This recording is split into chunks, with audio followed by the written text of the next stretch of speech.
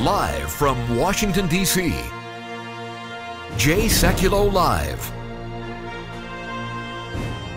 Phone lines are open for your questions right now.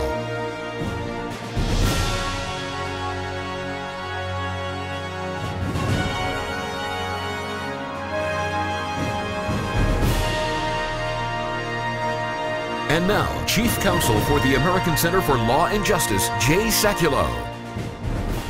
Hey, everybody. Welcome to the broadcast. Well, we're going to talk about a variety of topics as we do, but we've got a couple of wins I want to talk about. Let me set up the program of what we're going to deal with today. So we've got a couple of what I call old school ACLJ wins. We're going to talk about that. I say old school because these were cases. This is how we started the work of the ACLJ back in the 1980s and early 90s. We don't talk about these a lot, but let me tell you how the ACLJ started. We started... some of our first cases were gospel literature distribution. We had cases involving free speech and on the abortion issue, and then we had this whole series of school cases. Andy and I worked on those, and then I'm going to go back a long time. First case was in 1986 at the Supreme Court. Next major case was 1989. We were still in the Rhodes Haverty building. That's right, in the Atlanta. old Rhodes Haverty building. Yeah, and we had two of those cases, and we had the Mergens case in Lamb's Chapel kind of back to back. So like 90 and 90, 89 and then 91. Not to forget Coquinda. So Abby's got a case. We don't talk about these a lot because we've won them for so many decades, but this is one that involves Bible confiscation, if you can believe it, in 2019. Tell us the story about this case. So we have a third grader who was bringing his Bible to recess, and that's how he would choose to spend his recess. It was open recess. Children could run around or do what they please for that amount of time, and he began engaging. Students became curious and wanted to read the Bible along with him, and then they wanted to discuss the Bible. So do you know if it was like a children's Bible or what it was? None of the details? I don't have details on what kind of Bible it was, but a teacher became aware that the student was reading from the Bible, instructed the student not to read from the Bible. Okay. The Bible was confiscated. Okay, let's stop. So you're in a free time. You got whatever it is, 45 minutes of free time. They're outside or inside or wherever they're doing the recess. Do whatever you want. Hang with your friends. Do activities, whatever you want. This student brings his Bible, is reading his Bible. A couple of kids want to come over and read it with him and want to know what it is and talk about it. Teacher comes in and says you can't do that. Right. And doesn't just stop it, but then you're saying when you say confiscate the Bible, what do you mean? Took the Bible away. Like physically grab the Bible? Physically took the Bible away at some point from the child. The principal ends up with a Bible and again instructs the child. So let's back up because this is important for people to understand. You're fourth grader. So how old is a fourth grader? 9, 10? Mm-hmm. Yeah. 9 or 10. Has the Bible confiscated, and the teacher gets it and then sends this like they're treating it like it's hazardous material, and they send it to the principal. Then what happens? Well, the principal, again, instructs the child that he can no longer bring his Bible to school, not just to recess, to school period. And that, so no Bibles in the school? No Bibles in the school, and that he cannot meet with other students during recess to discuss the Bible or religious beliefs. All right, let's stop right there for a second. So first of all, students do not surrender their rights to freedom of speech at the schoolhouse gate. Tinker versus Des Moines Independent School District, 1969, I believe. I may be off by a year or two. But Tinker versus Des Moines. Mm-hmm. Okay, that's the Supreme Court case. So, Harry, that established precedent is about, 50 years old, 40-something years old. I think that is correct, but I think it's also important to note that we live in a contemporary moment that is marked by profound cultural division. In 2007, I wrote a law review article entitled Shaming Kindergartners, Channeling Dred Scott, Freedom of Expression Rights in Public Schools. And with respect to that particular article, I focused on an attempt to take from a 5-year-old a mural which basically had Jesus Christ prominently displayed in fighting for the environment. And so they took this poster, really, from the child, and this then sparked a case that went up to the United States Supreme Court. So I think we are dealing with a root and branch effort by a number of people to remove religion from public schools.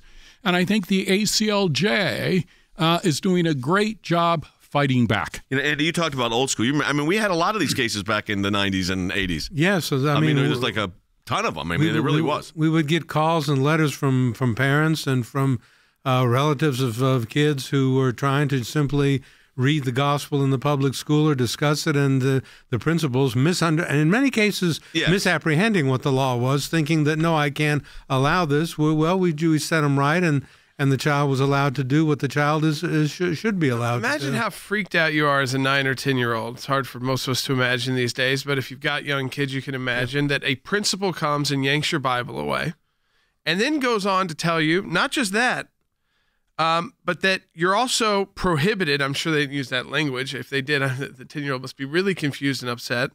Prohibited from meeting with other Christians during recess. That's basically what it was. I mean, the principal said that to him. You're prohibited from meeting with other Christians during recess. You're telling that to a 9 or 10-year-old child in the 4th grade, and the ACLJ gets involved. Well, we're going to get into that. So the Bible ends up at the principal's office, right? Right. Then what happens? And then he's then given the instruction that not only can he not bring his Bible, you can't talk about Jesus and your religious beliefs with other children during recess. And then the parent contacts the ACLJ. Okay, so was this a contact we got via internet? It is, yes. In the old days, it used to be a letter or a phone call. Now it's right online. So they filled. And by the way, if you go to aclj.org, there's a form you can go to. It says need legal assistance, and that's how this came in. So for people to understand, because we don't talk about these cases much anymore. You ended up with the contact, or your team did. So what happened then? We do. So within 24 hours, we try to immediately reach out to that parent. And we did, gathered the information, prepared a demand letter, and sent it off to the school immediately. All right. So you sent it off to the school. And hold a picture of it up. So we sent basically a demand letter, correct? Here's what it looks like, folks. There it is. Can we get it on? Abby's holding it. There you go. So that's on ACLJ letterhead. It's a formal legal demand. What did we ask for? Well, we outline the law, which here is undisputable and very, very clear. And then we just demand assurances that the child is going to be allowed to bring his Bible and read it during any non-instructional time during school, to talk about his religious beliefs unhindered and without harassment, and assurances that they now fully understand how the law applies to the situation and will not impinge upon student rights again. So what did they come back with? So that was our demand. So we sent out a letter saying this is what the law is. This is what you have to do, defending the student's right to have the Bible in school. And then what did they come back and say? So the school responds, the school district's council responds typically to the letter, to our letters. And in this case, they assure us that they're going to abide by federal law. They never admit that what they did was illegal, but they provide assurances that they will abide by federal law from here on out. And they assured us that the student would now be allowed to bring his Bible to school and read it during non-instructional time. So the end result, Harry, is the policy basically just simply follows the law. Well, one of the big issues, of course, in this whole area is what is the law and what should the law be? In the United States, everyone has the right to freedom of expression, including the right to religious freedom. On the other hand, public school principals who, in my judgment, lack a basic understanding of the United States Constitution, seek to enforce an exclusionary perspective with respect to religion. So bringing a Bible to the school from the perspective of a principal or a teacher sometimes is seen as offensive. This is inconsistent with the law as adjudicated by the United States Supreme Court. We all enjoy the right of freedom of religion, and the school cannot enforce a particular religious preference. That is my understanding of the law and what the law should be. But what's so interesting here, Andy, I find is we litigated these cases. I'm trying to think the first one sitting in that office that we had in Atlanta in maybe 87, 86. And the law was actually not crystal clear then, but was clearly going in our direction. Then we had the two big Supreme Court wins on those issues. The Bible study case, Mergens, and then Lamb's Chapel, where you couldn't treat religion differently than anything else. And you thought that should end it. And here we are in 2019, 30 years later. Yeah, 33 years later, 36 years later, and we're talking about the same thing. You would have thought that the ideas and the concepts and precepts enunciated by the Supreme Court would have percolated down to the high school principals and the teachers. but 36 years later, we're still fighting the same battle, albeit in isolated circumstances. But the important thing is that Abby wrote a letter. I read the letter, an excellent letter, to the point, cited the cases, the statutes, the law, very persuasively and in a nice fashion. It wasn't in your face. It was just, let me tell you, on the assumption that you don't understand and you're ignorant of the law, what it is. And having seen that, they literally had the road to Damascus revelation and realized that this is what you have to let this child do. So we now have two more contacts? We do. This is not as uncommon as you would think. So we have one in which a teacher overheard a student talking about Jesus and instructed her privately not to talk about Jesus any longer. Okay, I want to talk about that when we come back from the break. What's the other one? It's a very similar one to that. All right. I want to encourage you to go to aclj.org and support our work with our Matching Challenge campaign at aclj.org. Any amount you donate to the ACLJ, we're getting a matching gift for. Now, we've taken a look back today on cases that we're currently handling in 2019 on issues we were litigating in the 1980s and 90s, but we're still handling those cases. This one involving Bible confiscation, if you can believe it, in 2019. But we're here standing for these kids and their families. You're allowing us to do that when you support the work of the ACLJ. So go to aclj.org. Any amount you donate, we get a matching gift for. There's also a number on your screen. You could call it as well. aclj.org. Participate in our Matching Challenge campaign.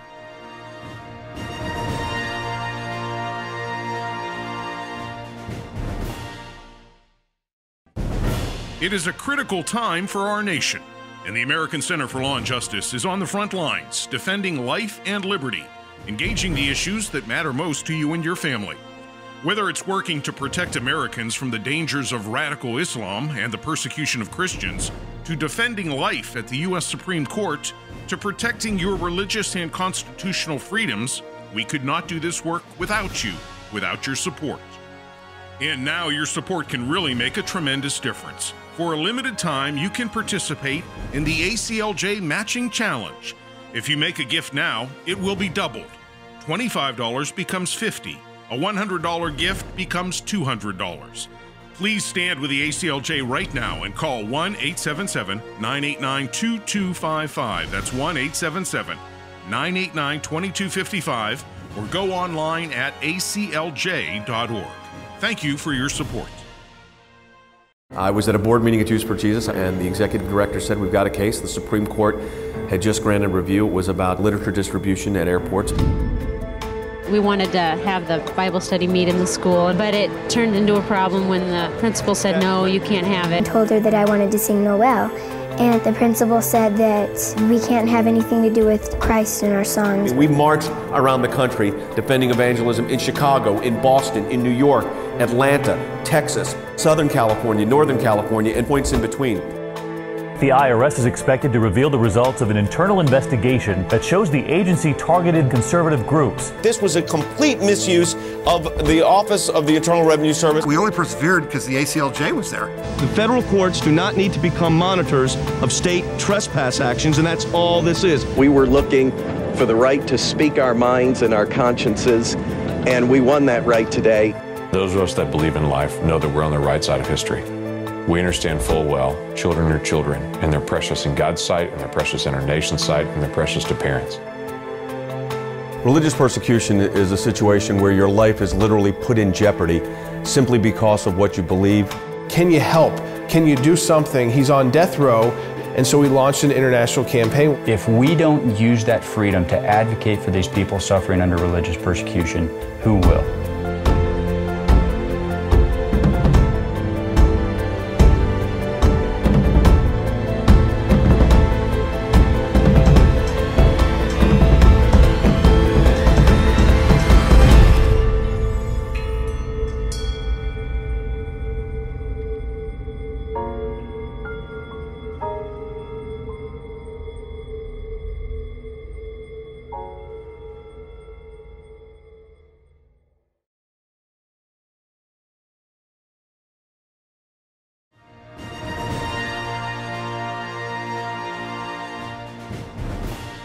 We've kind of had a flashback in this last broadcast. We talked about cases that started the ACLJ, these Bible and school cases, these confiscation of Bibles, and we've had some good success. We talked about the Buddhist meditation cases, which is an interesting aspect that you remember these cases we had. It's called mindfulness, and Abby just said something I think is important for our audience to understand, because this kind of shows you the dual. When it's, when it was the 5 pillars of Islam, and not just teaching about Islam, but having students engage in Islamic practice, that the schools, especially in California, were allowing. Not only allowing, it was part of the curriculum. But in the mindfulness case, which is Buddhist meditation practices, their argument is what? That it's scientifically based? Yeah, so explain that. Yes. So it's kind of one, they insist it's not religious. And then but even if it was, science shows that this is working. So there's scientific research to back this up. That meditation works. And your response to that is? Well, twofold. First, it doesn't matter. There is scientific research to show how effective prayer is in resolving all sorts of issues, and precisely the ones that they need to be, that they're seeking to resolve in public schools, which is behavioral issues and concentration issues. The other response to that, though, is, well, let's look at the scientific research. What does scientific research about mindfulness actually demonstrate? There are a lot of negative effects, and there is insufficient research to support. What are the negative effects of that? Because we've got 15 of these cases right now. Depression, anxiety, hallucinations. The list goes on. So not so good. Not so good. Not so good. There you go. That's your public school update of but your ACLJ front and center on that, which is good. All right, I want to get into a couple other topics. One very important. We're about to get an announcement of a summit with China, and then right now the vice premier, I guess, is in Washington, correct? Yeah, the vice premier is going to meet down at the White House with senior level officials, Jay. Of course, the foundation of this is the economic talks, and I think there's a good chance that there might be an announcement coming out of that meeting today. But the bottom line is, Jay, it appears that an economic deal of some sort is very close with the United States and China. But I think you're correct to point out that this is an opportunity for a client of ours, Pastor John Saw, who's in prison there. Jay, I think this would be good news on a number of fronts, certainly the economic front. But I would just say, again, this administration has done something that previous administrations would not do. They've taken a critical moment like this, where there's an economic issue on the table that is of significance to both countries. And we're talking about two superpowers here. And they have been willing to insert a human rights case, the case of Pastor John Saw, into the middle of that. We'll see what news comes out of this meeting this afternoon with the vice premier. I do think a summit with President Xi is likely, but I also know that the administration is putting forward the case of Pastor Saw. So two big things happening in that sphere of the world right now. I am very encouraged by one of a number of things the administration is doing, but the idea that they're tying in, Jordan, the economic, issues with human rights is very, very important. Yeah, absolutely. And I think that, to talk about Pastor Saw's situation is, of course, very important. It's a case we're working on directly. But then to go to Harry, the economic boom this could be to the United States at a time when we've been booming. This could be yet another jolt to the U.S. economy if it's announced today or very soon that the tariffs are over and that the deal has been made. This could quickly add another huge boost to our economy. While many critics have charged that a trade deal with China cannot take place or will not advance our interests, or that such a trade deal is impossible, apparently President Trump is poised to announce plans for a future summit which will have positive economic benefits, positive geopolitical benefits, and it may lead to the release of Pastor Saw. I want to encourage you to go to ACLJ.org and support our work with our Matching Challenge campaign at ACLJ.org. Any amount you donate to the ACLJ, we're getting a matching gift for. Now, we've taken a look back today on cases that we're currently handling in 2019 on issues we were litigating in the 1980s and 90s, but we're still handling those cases. This one involving Bible confiscation, if you can believe it, in 2019. But we're here standing for these kids and their families. You're allowing us to do that when you support the work of the ACLJ. So go to ACLJ.org. Any amount you donate, we get a matching gift for. There's also a number on your screen. You could call it as well. ACLJ.org. Participate in our Matching Challenge campaign.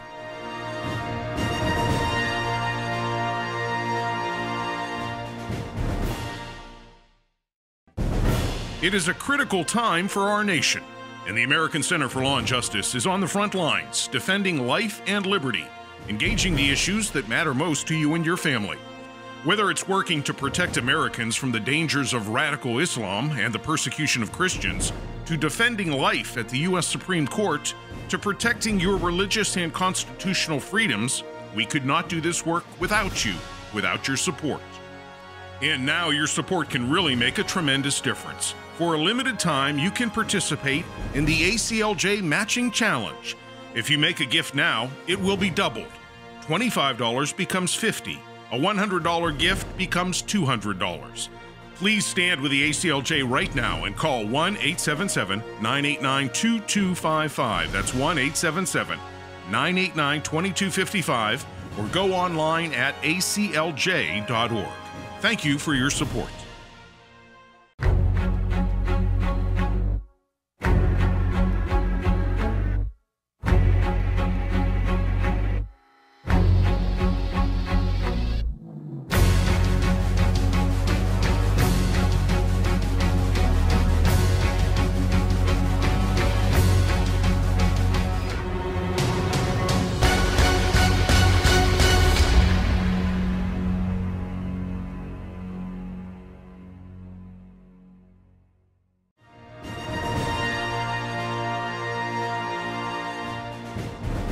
So we had one Bible confiscation case resolved successfully. Now there are two others. Let's talk about those. We have two others involving school instruction to children that they can't speak about their religious beliefs at school. So in one instance, the child was instructed privately and then kind of criticized and admonished in front of the entire classroom, because the teacher then announced the instruction to the entire classroom and essentially instructed the children, you cannot talk about Jesus. That's something that your parents do at home. You can do with your parents, but not here in school. So, Harry, you're shaking your head. This was the common misconception that existed throughout the 80s and 90s, and evidently in some schools in 2019. I think that's true, but I think it's also important to note that this presumption still exists culturally.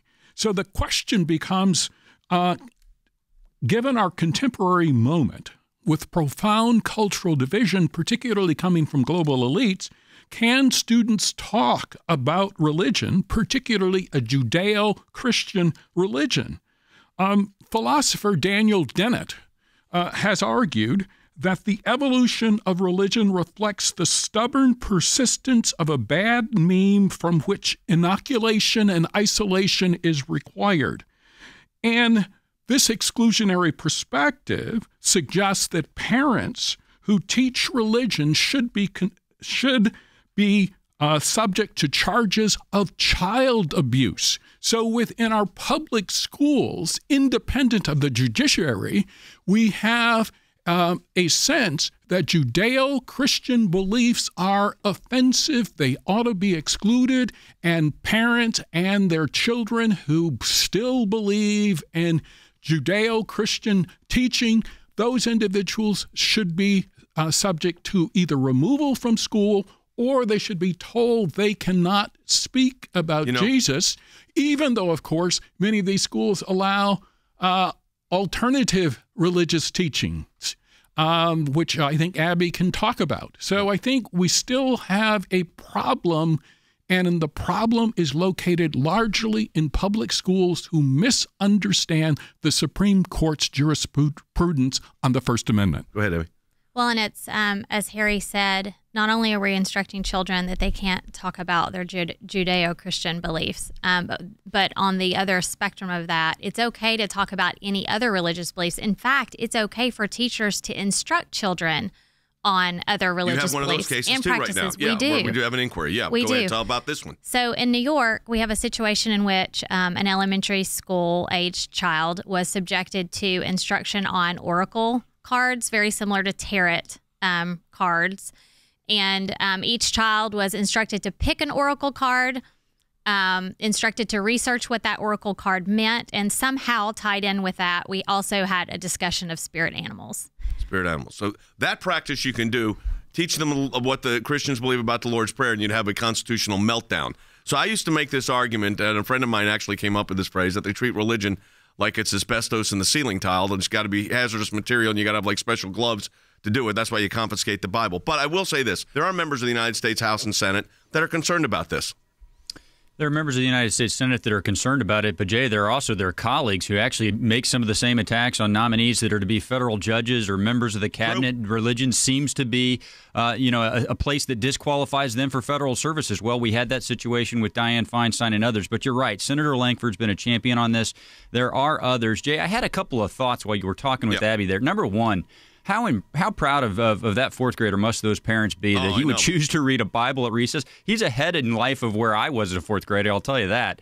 But the other thought I had, the reason the law is correct on this, Jay, in many ways is because of the work that we did do 20 years ago, but it still takes the people whose rights are infringed upon standing up and asking for our help and actually asserting those rights. Otherwise, the situations that Abby describes, Jay, those would carry. We do have to fight against them when they occur. Otherwise, those abuses will win the day. Yeah, I think standing up for these parents is key. We did get a great question on Facebook, and that was more on this Buddhist meditation practice issue. So where are we on that? I know you've had conversations back. What's the status? I still see, when I see the contacts every morning, I still see we're getting those from time to time. We do. Yeah. I haven't counted up how many we've received recently, but we have at least 15 clients in mindfulness cases right now What is the going status on. with the curriculum company and the schools? So it varies. We've received different responses. Some school districts have decided to reevaluate whether they want to proceed with the mindfulness curriculum in the following year. A few have removed the more problematic quotes and mantras that they're playing in the classroom. But the majority of the responses, it's the same. And that is, this is not religious instruction. We're going to continue to do it. That's going to do it for the broadcast today. Let me encourage you to support the work of the ACLJ. You've seen just a whole list of cases we're handling, whether it's on the pro-life issue, whether it's religion and faith in the schools, Bible banning that's taking place in school districts. All of these cases being worked on by the ACLJ. You can be part of our team by supporting our work during this Matching Challenge campaign. Any amount you donate, we get a matching gift for at aclj.org. That's aclj.org. Your gift is matched. So if you donate $20, we get $40. You can also call the number on your screen or simply go to aclj.org. That does it for the broadcast this week. We'll talk to you next week.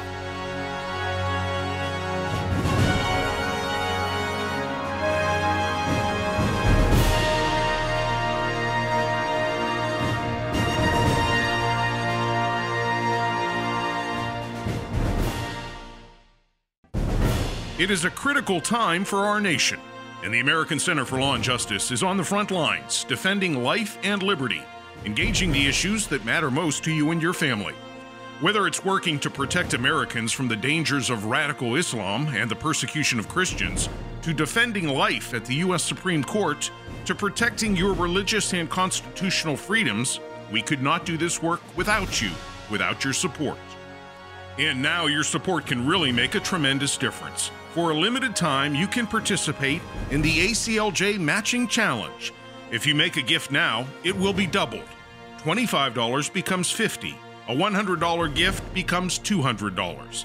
Please stand with the ACLJ right now and call 1-877-989-2255. That's 1-877-989-2255, or go online at aclj.org. Thank you for your support.